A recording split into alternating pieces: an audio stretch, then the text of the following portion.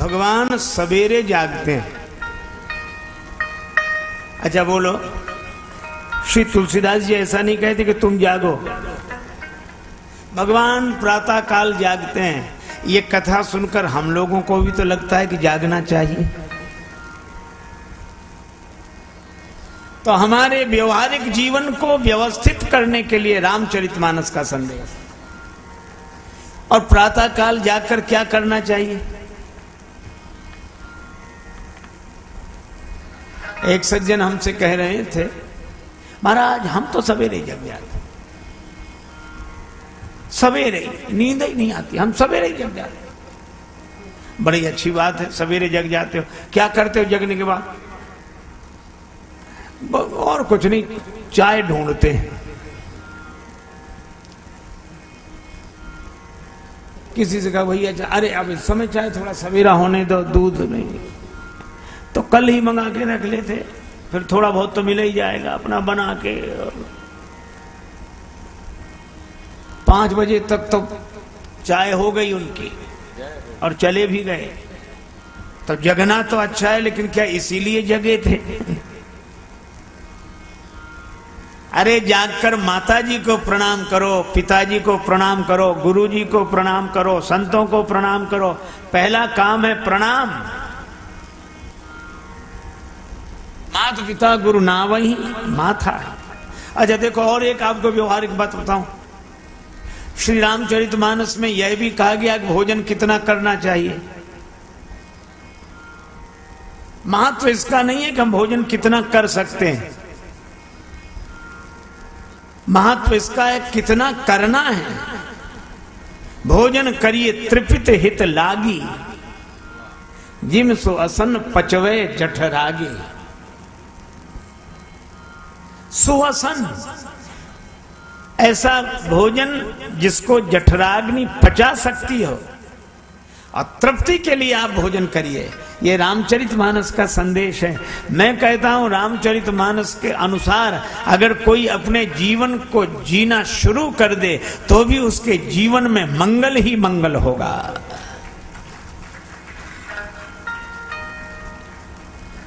श्री रामचरितमानस में लिखा, प्रात नहाई चले रघुराई।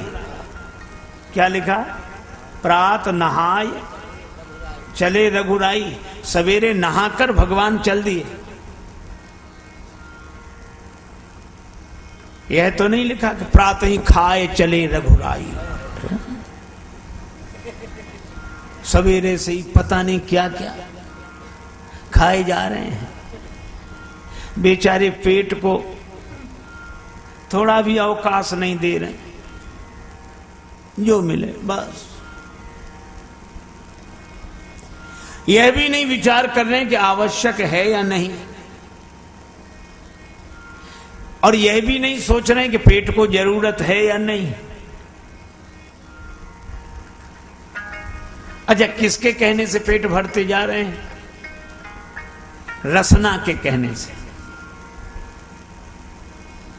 एक सज्जन कह रहे थे कि गलती तो जीव की है, फिर ये पेट क्यों भोगता है?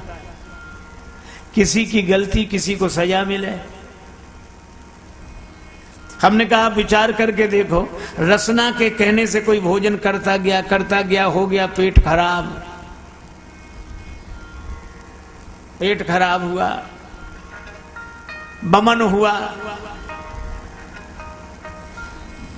बुखार आ गया। उसके बाद रसना को कुछ अच्छा लगता है? तुलसी पूर्व पाप से हरि चर्चा न सुहाए, जैसे ज्वर के जोर से भोजन की रुचि जाए। अब मुंह का स्वाद बिगड़ गया। अब रसना कितना भी स्वादिष्ट पदार्थ पाना चाहे, पर जो पदार्थ का वह उपभोग करती है वही खारा। और रामचरितमानस के अनुसार जियो। एक कितनी बढ़िया बात कही, तुम ही निवेदित भोजन करई, तुम ही निवेदित भोजन करई, प्रभु प्रसाद पट भूषण धरई, प्रभु प्रसाद पट भूषण धरई, प्रभु प्रसाद पट भूषण धरई। एक सज्जन बड़े परेशान, क्या खाएं क्या ना खाएं। एक महात्मा से कहा कि हम बड़े परेशान हैं, कभी सोचते हैं ये खाएं, कभी सोचते हैं ये खाएं, कभी लगता है कि ये खाएं या ना खाएं। महात्मा बोले बेकार परेशान हो, एक सरल सा सूत्र याद कर लो। क्या? हम जो भी खाएंगे भगवान को भोग लगाकर खाएंगे। बात तो साधारण सी लगी उन्हें, लेकिन बड़ी महत्वपूर्ण बात है। आप विचार करो, क्या आप वही खाते हो जिसका भोग भगवान को लग सके?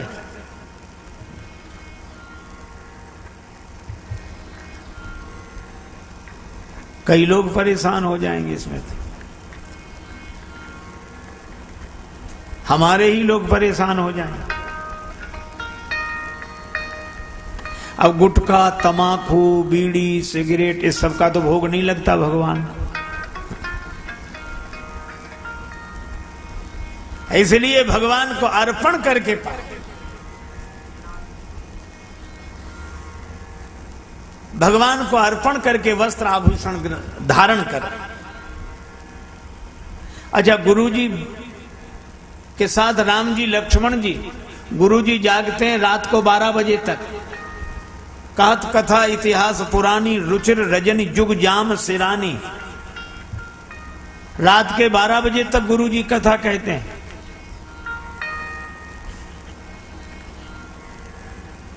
बोलो, आज के समय में गुरुजी ऐसा करें तो चेले यही कहेंगे महाराज के साथ और तो सब सो नहीं पाते। अच्छा, उनसे कहो सवेरे जगो। अब आप 12 तो बजा देते हो, सवेरे कैसी जगह? 12 बजे तक गुरुजी जागते हैं, उसके बाद विश्राम करते हैं, तब राम जी उनके चरण दबाते हैं। और गुरुजी बार बार कहते हैं कि राम जी विश्राम करो। और जब राम जी प्रणाम करके शयन करते हैं तो लक्ष्मण जी उनके चरण दबाते हैं। तब पुनि पुनि प्रभु कहे सो बहु ताता, तब लक्ष्मण जी लेट जाते हैं। वे लेटे हैं, सोए नहीं। सबसे बाद में लेटे हैं लक्ष्मण जी, सबसे पहले सोए हैं गुरु जी, उनके बाद राम जी, और सबसे बाद में लक्ष्मण जी। सोए नहीं, अगर सोए होते तो लिखा जाता जगे लखन, वहां तो लिखा है उठे लखन। जो सबसे बाद में लेटे वे सबसे पहले उठे। उठे लखन निज विगत सुनि, अरुण सिखा धुनि कान, गुरु तय पहले ही जगत पति जागे राम सुजान। बोलो, अगर इस तरह मर्यादाएं हमारे जीवन में आएंगी तो हमारे जीवन में मंगल होगा, और हम भी कह सकेंगे जग मंगल गुण ग्राम, जग मंगल गुण ग्राम। राम के जग मंगल गुण ग्राम, दानि मुकुति धन धर्म धाम के जग मंगल गुण ग्राम। ग्राम मंगल गुण ग्राम, ग्राम मंगल गुण ग्राम, ग्राम गुण ग्राम, ग्राम गुण ग्राम।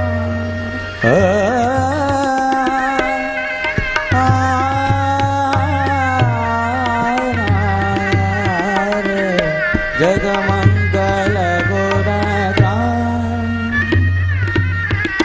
मंगल गुण ग्राम राम के जग मंगल गुण ग्राम, ग्राम ग्राम ग्राम ग्राम गुण ग्राम, गल गुण ग्राम।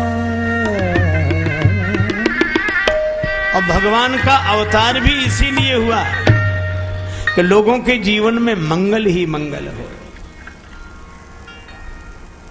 पूज्य श्री बिंदु जी महाराज ने लिखा है, हमें निज धर्म पर चलना सिखाती रोज रामायण।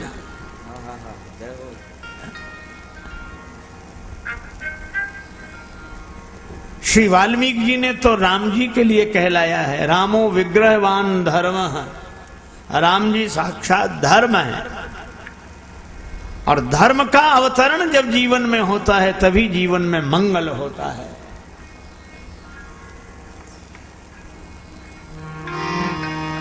सभी का मंगल।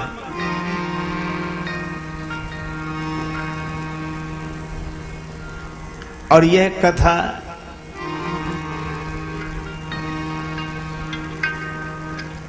कैसे प्रकट हुई?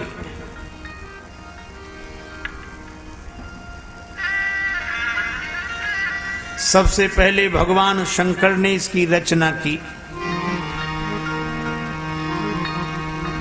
रचि महेश निज मानस राखा, रच महेश निज मानस राखा, रच महेश निज मानस। पाई सुसमउ शिवासन भाखा, भाखा निज मानस राखा, रच महेश निज मानस राखा, रच महेश निज मानस राखा, निज मानस राखा, रच महेश निज रच महेश निज मानस।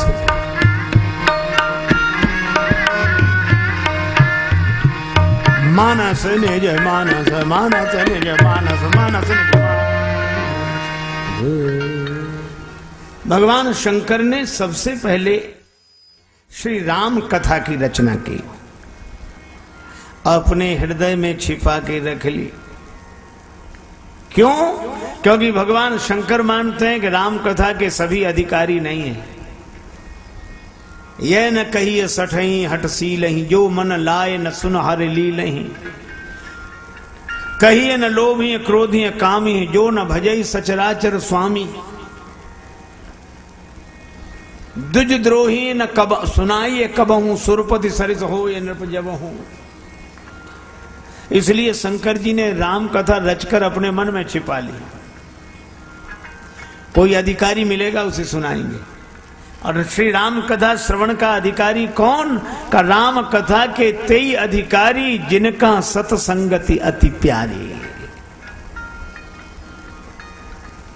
संतों से जिसका प्रेम हो और जिसे सत्संग प्रिय लगता है, साधुओं का संग प्रिय लगता है, वही श्री राम कथा श्रवण का अधिकारी है। एक महात्मा नाम श्री माधव दास जी महाराज वृंदावन में विराजते थे, पर एक बार श्री जगन्नाथपुरी में गए श्री जगन्नाथ जी के दर्शन के लिए। पुरी में रहते, रोज भिक्षा करने जाते। साधुओं की प्रवृत्ति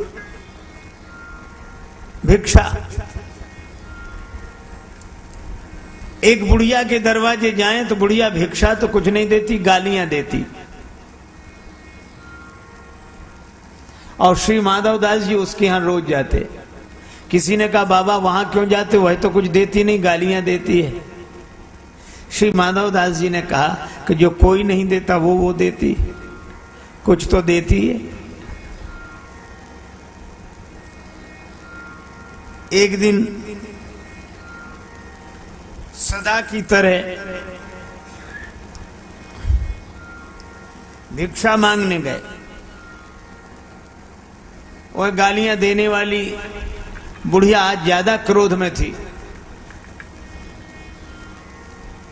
कपड़े के पोते से घर की पुताई कर रही थी। इतने में बाबा दिखाई पड़े, मैया भिक्षा मिले। उसने गालियां देते हुए कपड़े का पोता ही फेंक कर मारा, महात्मा की छाती में लगा।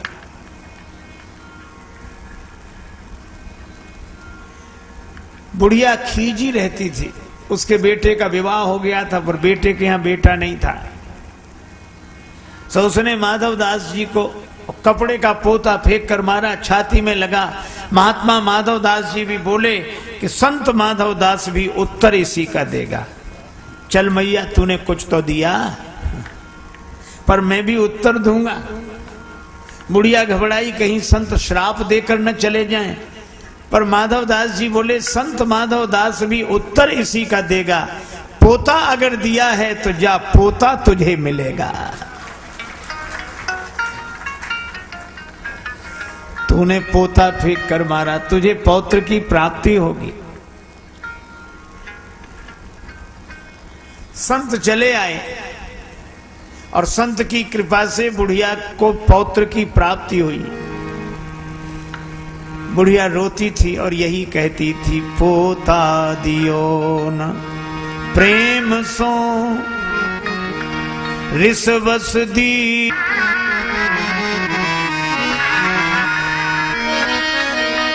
जो मैं से संत को देती प्रेम प्रसाद। पोते को अपने संग पानी डालकर कीचड़ साफ किया, शुद्ध किया,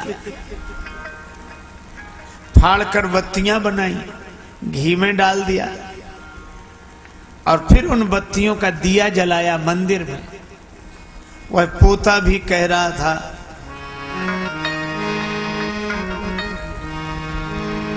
धन्य है सत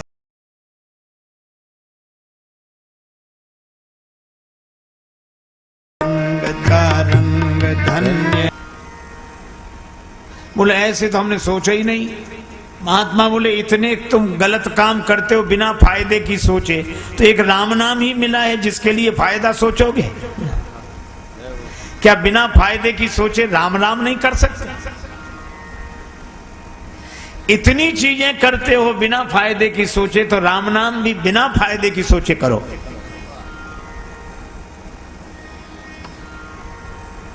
बोला एक बार बोलूंगा। महात्मा बोले बस एक बार।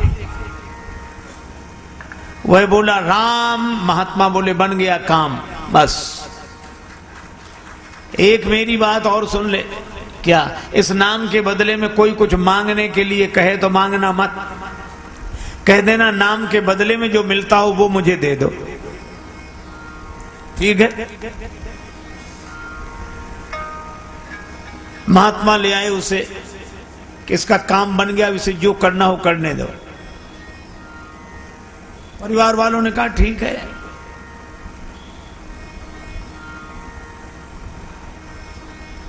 महात्मा चले गए।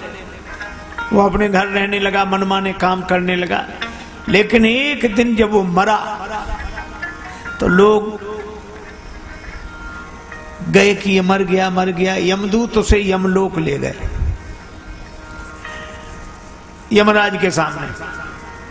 यमदूतों ने हिसाब सुनाया कि इसने जीवन भर गलत काम किए हैं, एक बार एक महात्मा के कहने से राम कहा है बस। यमराज बोले तो इससे पूछ लो ये राम नाम के बदले में क्या चाहता है।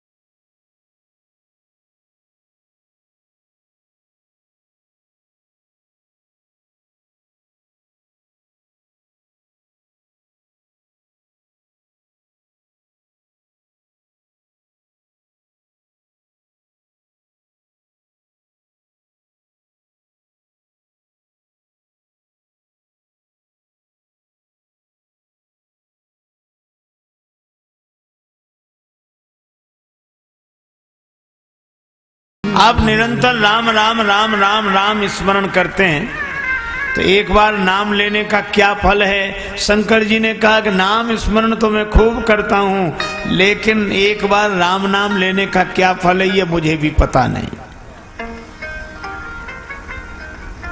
फिर किससे पूछें? शंकर जी बोले जिनका नाम है उन्हीं के पास चलो। यमराज, ब्रह्मा जी, शंकर जी उस व्यक्ति को लेकर राम जी के पास पहुंचे। राम जी से कहा कि इस व्यक्ति ने जिंदगी भर गलत काम किए, एक बार आपका नाम लिया है तो आपका एक बार नाम लेने का क्या फल है, इसे वही फल दिया जाए।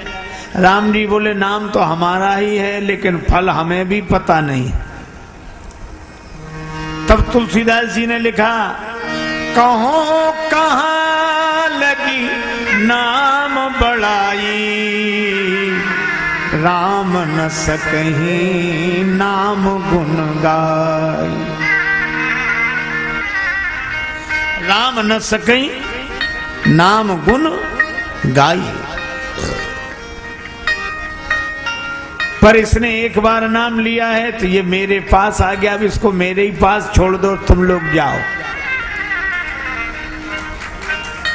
वह राम जी के पास रह गया। यह है संत की महिमा। इसीलिए जिनका सत्संगति अति प्यार, भगवान शंकर कहते हैं हम उन्हीं को कथा सुनाएंगे। ये कथा लिखकर रख ली, सुनाई नहीं। लेकिन जब पार्वती जी ने प्रार्थना की, अब पार्वती जी गिरिजा हैं, पर्वत तनया हैं, जिसकी श्रद्धा पर्वत की तरह अविचल हो वही श्री राम कथा सुनने का अधिकारी। गिरिराज तनया, उनको भगवान शंकर सुनाते हैं। पाई सुसमो सेवासन, पाई सुसमो सेवासन, सेवासन भागा पाए सुसमो सेवासन भागा पाए सुसमय सेवा, सेवासन भागा पाए सो समा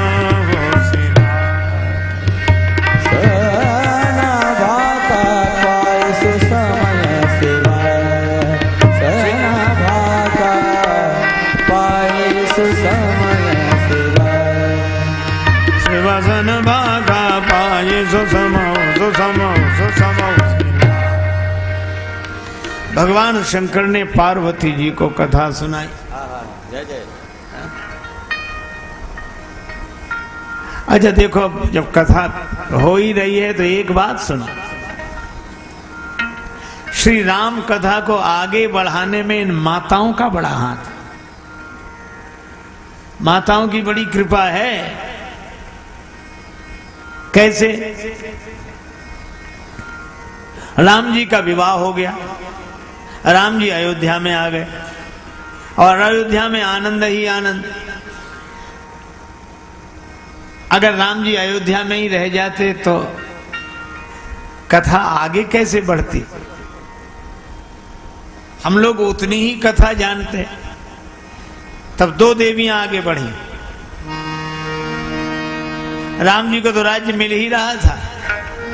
राम जी राज करि बनते अवधनाथ, कैकेयी के संग जो पे मंथरा न आवती। ये दो देवियां, माता कैकेयी और मंथरा, इन्होंने कहा भले ही अपयश मिले लेकिन राम जी को वन भेजेंगे। अच्छा, राम जी को वन क्यों भेजोगी? अयोध्या में तो आनंद ही आनंद का, अयोध्या में तो आनंद है, पर इन्हें वन भेजना इसलिए जरूरी है क्योंकि जग मंगल गुण ग्राम राम के, दानी मुकुति धन धर्म धाम के।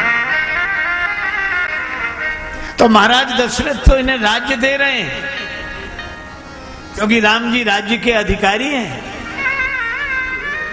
महारानी कैकेयी बोली, निश्चित मैं महाराज दशरथ का विरोध नहीं कर रही हूं, फिर वन क्यों भेज रही हो श्री राम जी को? अच्छा देखो, महाराज दशरथ कहते हैं कि राम रूपी घड़े में राज्य रूपी पानी डालो। राम रूपी मिट्टी के घड़े में राज्य रूपी पानी डालो। पर महारानी कैकेयी ने कहा कि ये कच्चा घड़ा है, अभी राज्य का पानी न डालो, अभी तो घड़े रूपी राम जी को ही वनवास की आग में डालो। घड़े में पानी तो भरना ही है, घड़ा बना ही है पानी भरने के लिए, लेकिन पानी भरने के पहले घड़े को आग में डालो ताकि वो पक जाए, परिपक्व हो जाए। और कैकेयी जी का यही भाव है कि राम जी जब तक आम नहीं बनेंगे, आम आदमी, राम जी जब तक आम नहीं बनेंगे तब तक राम नहीं बनेंगे। उन्हें एक व्यवहारिक जीवन का अनुभव चाहिए, एक एक व्यक्ति की पीड़ा का अनुभव कर सकें। इसलिए इन दो देवियों ने राम जी को वन में भेजा। लेकिन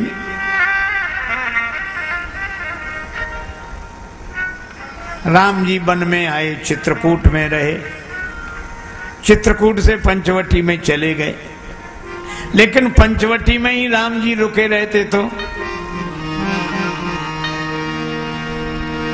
रमे ही रहते वन में प्रभु रामचंद्र। एक देवी और आगे बढ़ी, कौन? रावण की बहन जो न नाक कटवावती। शूर्पणखा ने नाक कान कटवाए पर कथा को आगे बढ़ाया। और शूर्पणखा कहती, काम मंथरा कर गई बन भेजे श्री राम, रण रचने में रहेगा शूर्पणखा का नाम। अच्छा बोलो, एक देवी ने अयोध्या से, महारानी कैकेयी और मंथरा ने अयोध्या से राम जी को वन में भेजा पंचवटी तक, और शूर्पणखा ने कथा को आगे बढ़ाया।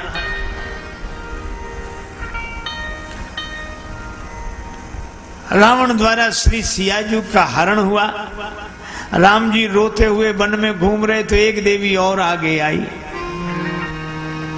रोते ही रहते सिय वियोग में करुणा सीव, सबरी सुग्रीव के जो पास ना पठावती। माता शबरी पंपा सरहि जाहु रघुराई, तहाँ होई सुग्रीव मिताई। भेजा कि नहीं? तो राम जी को वन भेजा महारानी कैकेयी और मंथरा ने, और भगवत कथा को आगे बढ़ाया शूर्पणखा ने, और राम जी को सुग्रीव के पास भेजा शबरी मैया ने। अरे और तो और बंदर श्री सीता जी की खोज करने गए, वहां भी एक देवी ने बंदरों की सहायता की। भटके ही रहते विनीत कपि भालु वृंद, और नारी तप पुंज जो पे दया ना दिखावत। उस देवी का नाम स्वयं प्रभा। स्वयं प्रभा ने कहा कि सीता जी को खोज रहे हो, कैसे? बंदर बोले, क्या हम आंख बंद करके खोजते रहे? आंख खोल के जंगल का एक एक कोना छाना है, श्री जानकी जी नहीं मिली। वो देवी बोली, इसलिए तो नहीं मिली, तुम आंख खोलकर खोज रहे, आंख बंद करके खोजो। उल्टी ही चाल चलते हैं दीवान गाने इश्क, आंखों को बंद करते हैं दीदार के लिए। आंख बंद करो। और आंख बंद करना क्या है? विश्वास कर लेना। कहते ना, आंख मूंद कर हमारी बात मानो।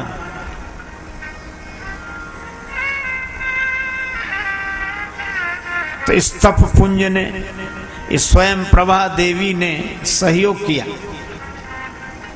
कथा पूरी हुई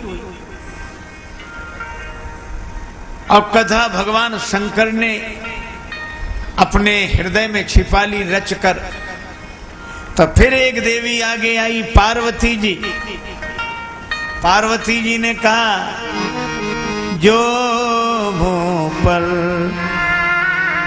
प्रसन्न सुख राशि, जो मुँह पर प्रसन्न सुख राशि, जानिए सत्य मोहि निज दासी, जानिए सत्य मोहि निज दासी, जानिए सत्य मोहि निज दासी।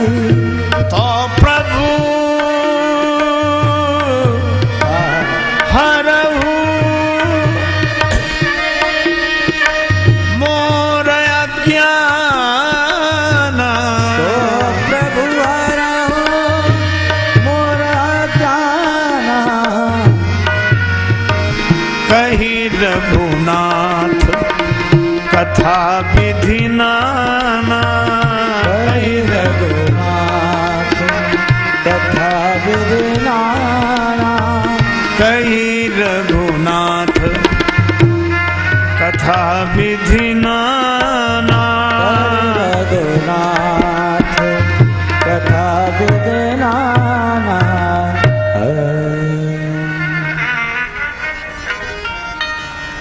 पार्वती जी ने प्रार्थना करके उस कथा को प्रकट कराया, लेकिन एक समस्या हुई। भगवान शंकर ने कथा कही, पार्वती जी ने सुनी। वह कथा हुई देववाणी में। अब महादेव कथा कहें, और मुझे तो लगता है कि श्री राम कथा, रामचरितमानस, कई बार लोग कहते हैं कि देववाणी में नहीं। बात ठीक है, भाषा का ग्रंथ है, पर श्री तुलसीदास जी ने कहा, का भाषा का संस्कृत प्रेम चाहिए सांस। एक सज्जन हमसे कहने लगे कि रामचरितमानस देववाणी में नहीं है। हमने कहा ये तो सही है कि देववाणी तो नहीं है रामचरितमानस, लेकिन रामचरितमानस तो महादेव वाणी है, भगवान शंकर ने कहा। पर शंकर जी ने जब कथा कही तो इतना गूढ़ कि हर कोई समझ नहीं पाता था। तब एक देवी और आगे बढ़ी, माता रत्नावली। तुलसी ने तन तपायो पायो पति परिणाम, पत्नी ने तन तपायो पायो पति परिणाम, पायो पति परिणाम, पायो पति परिणाम।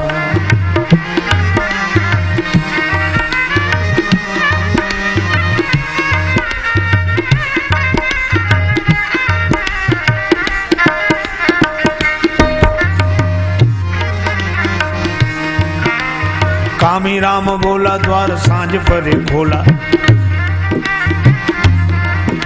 शून्य देख ग्रह डोला, दुखी नारी के बिन, दुखी नारी के बिन, दुखी नारी के बिन। राम बोला जी महाराज घर पधारे, सूना भवन,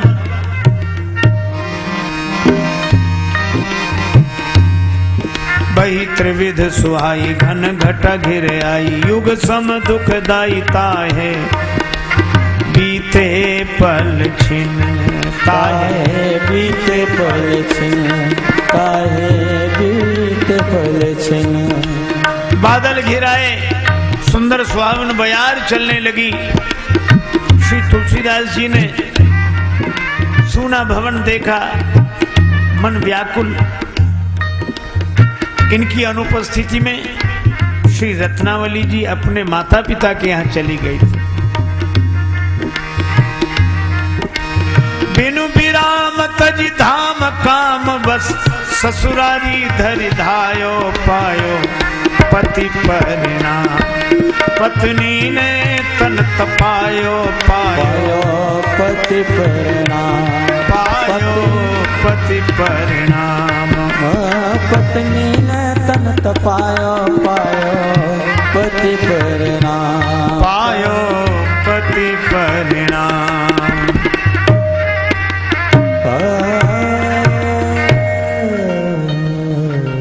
ससुराल पहुंच गए रात को।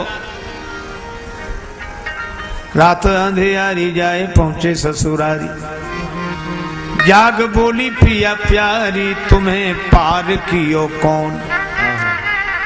आपको पार किसने किया?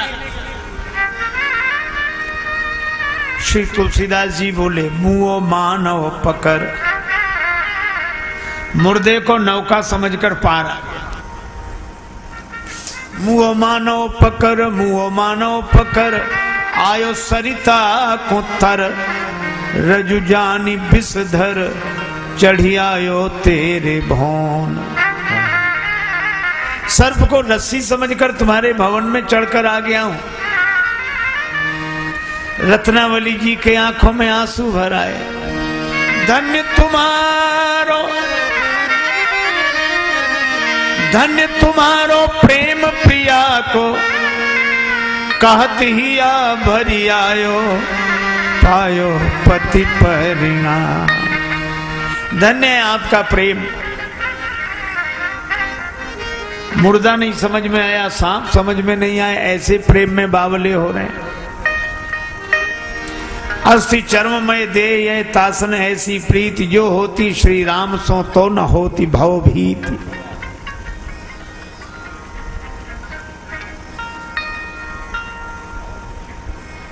बात लग गई।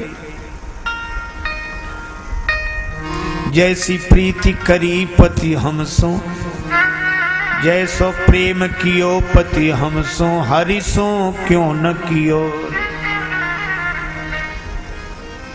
चले जाते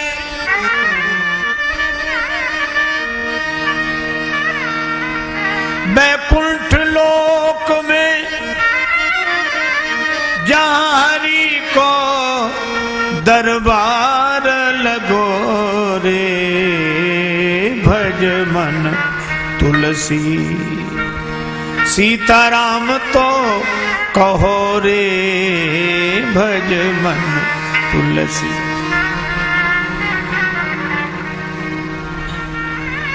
तुलसीदास जी को बोध हो गया।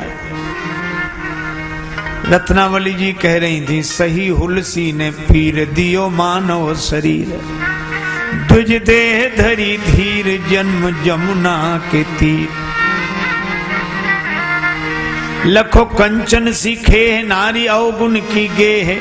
मलमास भरी देह देखो चाम में रुचि। मलिन देशो नेह लग्यो त्यों, हरिसो क्यों न लगायो पायो पति परिणाम। बात लग गई। माथ नारी को नवाए, व्यापो अति कलेश तज दीनो वह भेष। पत्नी के उपदेश आंख ही ये की खुली। माथ नारी को नवाए, लीनी लेखनी उठाए। गए राम गुण गाए, जय जय रत्नावली। तुमने हुलसी के तुलसी को कवि तुलसीदास बनायो। पायो पति परिणाम। पत्नी ने तन तपायो पायो पति परिणाम।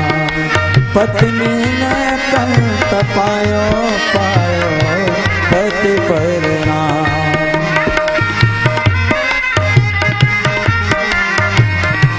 पति परिणाम पायो पति परिणाम। पत्नी ने तन पायो पायो पति परिणाम पायो पति परिणाम पायो पति परिणाम।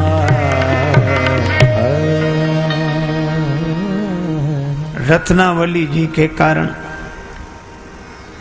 श्री तुलसीदास जी संत हुए और उनके श्रीमुख से श्री राम कथा प्रकट हुई।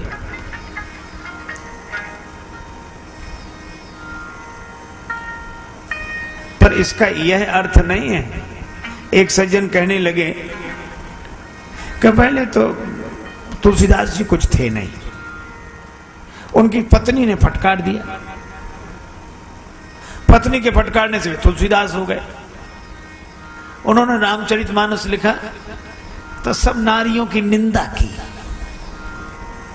क्यों? साइकोलॉजिकल इफेक्ट था, मनोवैज्ञानिक प्रभाव, पत्नी ने फटकार। अच्छा, लोग बड़े आसानी से कह देते हैं यह बात,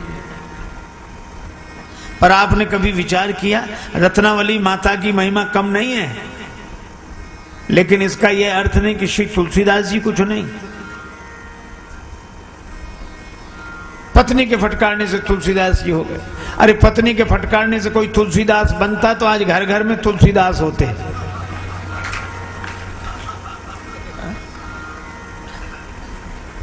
ये रत्नावली माता की महिमा है। इसीलिए यमदूत बैठे यमराज में, यमलोक में, और यमराज से कहें कि बस हम तो खाली बैठे, कोई काम नहीं। यमदूतों को पहली बार देखा खाली हाथ, कोई काम नहीं। यमराज ने कहा क्या हुआ? तो दूत कहें यमराज सुनो, तू लोक की लाज गई बरी आई, तुम्हारे लोक की तो परंपरा गई। क्यों? जानत थे नहीं को कहूं जो कथा कवि आदि महेश बनाई। आदि कवि वाल्मीकि जी ने, शंकर जी ने जो कथा लिखी कही, उसको कोई नहीं जानता था। पर हुआ क्या?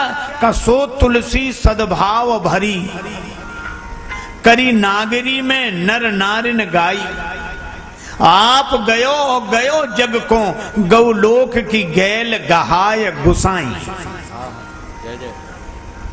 स्वयं गए और लोगों को भी ये भगवत धाम का रास्ता बता। इसीलिए एक ने तो कहा कि जेते तुलसी ने तारे, जेते तुलसी ने तारे, तेते नभ में न तारे हैं।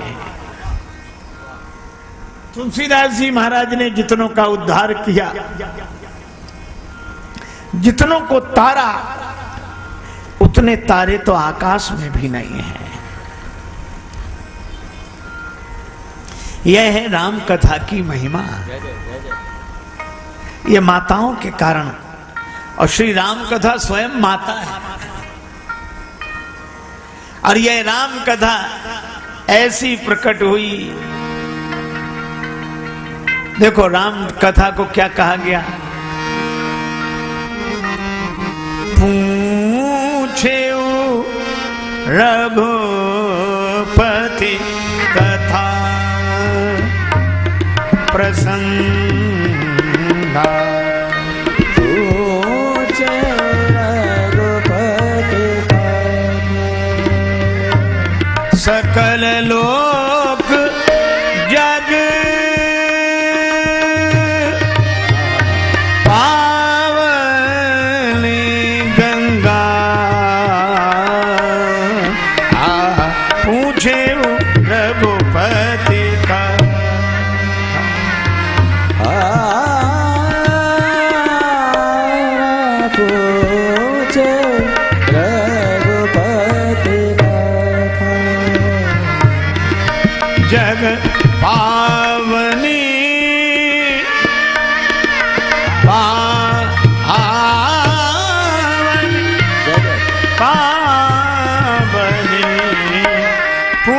रघुपति कथा, रघुपति कथा, रघुपति कथा।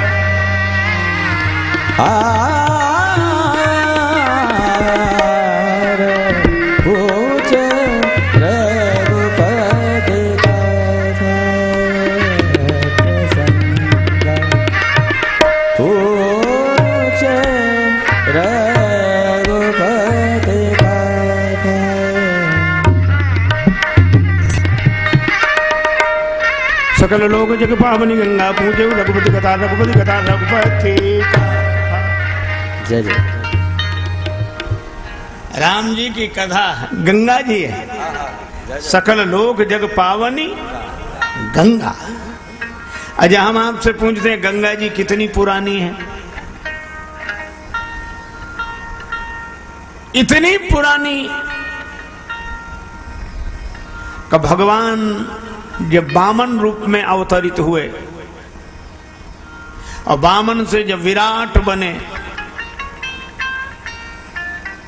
दूसरा चरण जब ब्रह्मलोक में गया, भगवान के श्री चरण कमलों को धोकर ब्रह्मा जी ने अपने कमंडल में रखा, वही श्री गंगा जी के रूप में की नारी हरी तो बिन ने बिन की नाश करी, तनक बात की बातन्ना तुलसी लिख दो पोथन्ना।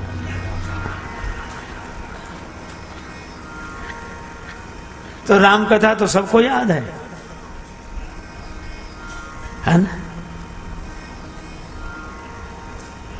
उसके बाद भी ये इतनी भीड़, इतनी उत्सुकता, ये उत्सुकता ही सिद्ध करती है कि राम जी भगवान हैं। इंसान की कहानी में उतनी रुचि नहीं होती। अच्छा, सवेरे सवेरे आदमी जगे, आलस करे और जागते ही सबसे पहले क्या मांगता है? अखबार आया। और धोखे से आप एक दिन पुराना अखबार दे दो, एक दिन पुराना बासी अखबार, और जैसे ही देखे एक तरफ पढ़ चुके। आप देखो कि व्यक्ति एक दिन पुराना अखबार नहीं पढ़ पाता है, और हजारों साल पुरानी यह राम कथा कितने प्रेम से बैठकर सुनता है, बार बार।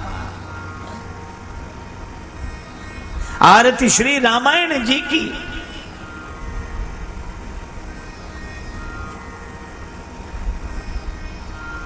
यह भगवान के अस्तित्व की निराली महिमा है। एक सज्जन हमसे कहने लगे, श्री कृष्ण भगवान को आप भगवान मानते हैं? हमने कहा मानने का क्या सवाल, वो भगवान हैं। कृष्णस्तु भगवान स्वयं।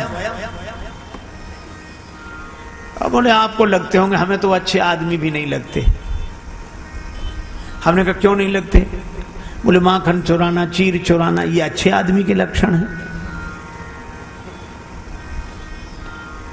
तो हमने कहा कि जिस ग्रंथ में आपने ये चीर चोरी, माखन चोरी सुनी है, उसी ग्रंथ में यह भी वर्णन है कि वो कालिए नाग के फणों पर नृत्य किया उन्होंने, और इस उंगली पर गोवर्धन पर्वत उठाया। बोले ये झूठी बात है। तो हमने कहा एक काम करो, फिर माखन चोरी, चीर चोरी को भी आप झूठ ही समझो, सिर दर्द नहीं रहेगा तुम्हें भी। तो बोले नहीं ये तो सही है। अब क्या दिमाग है देखो, या तो पूरी कथा सही मानो या पूरी कथा गलत मानो। कहने लगे नहीं वो सही है। हमने कहा तो सुनो, मान लो भगवान कृष्ण ने इस तरह की लीलाएं की, तो भी उनके स्वयं का गायन करने के लिए श्रीमद् भागवत जैसा ग्रंथ भगवान वेद व्यास जी ने लिखा, और श्री सुखदेव जी जैसे अमलात्मा परमहंस महापुरुष ने कथा कही, महाराज परीक्षित जैसे वैराग्यवान ने कथा सुनी, श्रीमद् भागवत बनी, अनेकों का उद्धार हो रहा है आज तक। हमने कहा भगवान कृष्ण की लीलाओं को अगर तुम साधारण आदमी के कृत्य समझते हो, तो जरा मिठाई की दुकान पे से 4 लड्डू ही चुरा कर भागना, कोई माता स्नान कर रही हो कपड़े लेके भागना। तो हमने कहा उनकी तो बनी थी भागवत, तुमसे तो कहा जाएगा भाग मत। हाँ? पहले तो वहीं भागवत बन जाएगी, फिर वहां ले जाएंगे जहां भागवत बनती है। इसलिए महापुरुष संत जन हमें ये ज्ञान देते हैं कि भगवान भगवान है। युगों पुरानी बात आज भी उतनी ही प्रिय लगती है। बड़ा मन होता है बार बार सुने, बार बार सुने, बार बार सुने। यही श्री राम और श्री कृष्ण के भगवान होने का प्रमाण है।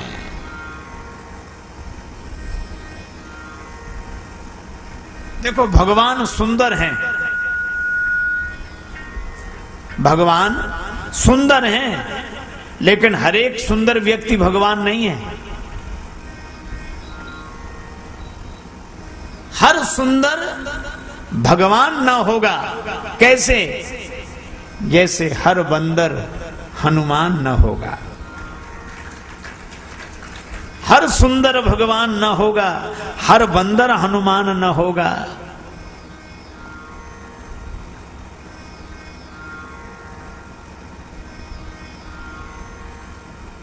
गंगा जी नदी के रूप में दिखाई देती हैं, पर वे नदी ही नहीं हैं। नर्मदा जी नदी के रूप में दिखाई देती हैं, पर वे नदी ही नहीं हैं। कागभूषण जी कौवे के रूप में दिखाई देते हैं, पर वे कौवा ही नहीं है।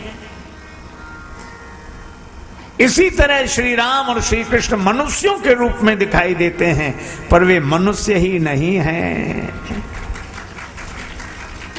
यह है राम कथा।